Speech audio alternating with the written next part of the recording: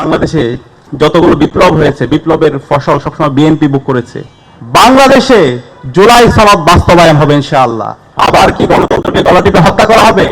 আবার কি সে অবৈধ নির্বাচনের ব্যবস্থা করা হবে?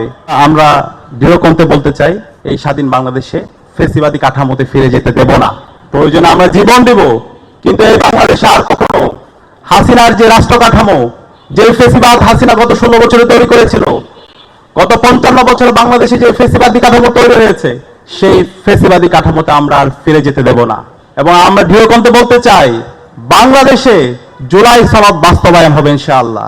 এবং যেই অধ্যাদেশগুলো এসেছে, প্রত্যেকটা অধ্যাদেশ আমরা বাস্তবায়ন করব ইনশাআল্লাহ। আমরা দেখতে পেয়েছি বাংলাদেশে যতগুলো বিপ্লব হয়েছে বিপ্লবের ফসল সবসময় বিএনপি বুক করেছে। তারা সবসময় ফসলকে তাদের ঘরে তুলে নিয়ে গেছে। যারা বিপ্লব করেছে তাদের সাথে সবসময় বিএনপি প্রতারণাই করেছে। 75-এর বিপ্লবীদের সাথে বিএনপি প্রতারণা করেছে, 90-এর যারা বিপ্লবী ছিল তাদের সাথে প্রতারণা করেছে, এবং সর্বশেষ জুলাই বিপ্লবের যে ছাত্র জনতা যারা বিপ্লবী আছে তাদের সাথেও আজকে প্রতারণা করছে। কিন্তু আমরা দৃঢ়কণ্ঠে বলতে চাই, যারা এই প্রতারণা করছেন, এই প্রতারণায় আপনাদের কাল হয়ে দাঁড়াবে। এই প্রতারণার মধ্যে আপনাদের পতনের ধ্বনি শুনতে পাচ্ছি আমরা চাই আপনারা এই বাংলাদেশটাকে এমন কোনো পর্যায়ে নিয়ে যাবেন না যার মাধ্যমে আমাদের আবার সেই পালানোর ইতিহাস দেখতে হয়। সেটা আমাদের জন্য কষ্টের। আমরা চাই এই বাংলাদেশে গণতন্ত্র প্রতিষ্ঠিত হোক। 55 বছর এত রক্ত দেওয়ার পরও আবার যদি আমাদের এই বিষয়গুলো নিয়ে কথা বলতে হয়, তাহলে এটা আমাদের জন্য কষ্টের। এটা একটা কালেকটিভ ফেলিওর। একটা জাতি আর কত রক্ত দিবে?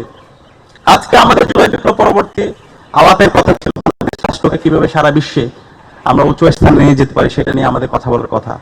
যে হাসিনা আমাদের সংস্কৃতিকে ধ্বংস করেছে, আমাদের শিক্ষা ব্যবস্থাকে ধ্বংস করেছে, অর্থনীতিকে ধ্বংস করেছে, সেটাকে কিভাবে নতুনভাবে পুনর্গঠন করা যায় সেটা নিয়ে একসাথে কাজ করার কথা। আমরা দেখতে পাচ্ছি সে আগের ফেসিবাদী কাঠামো নিয়ে আমাদেরকে ফিরে যেতে হচ্ছে, এবং সেটার বিরুদ্ধে আজকে আমাদের কথা বলতে হচ্ছে, যেটা আমাদের জন্য খুবই কষ্টের এবং খুবই ব্যথার। আমরা দেখতে পেয়েছি 90-এ গণবিপ্লব পরবর্তী, গণঅভ্যুত্থান পরবর্তী কেয়ারটেকার সরকারের মাধ্যমে বিএনপি ক্ষমতা এসেছিল।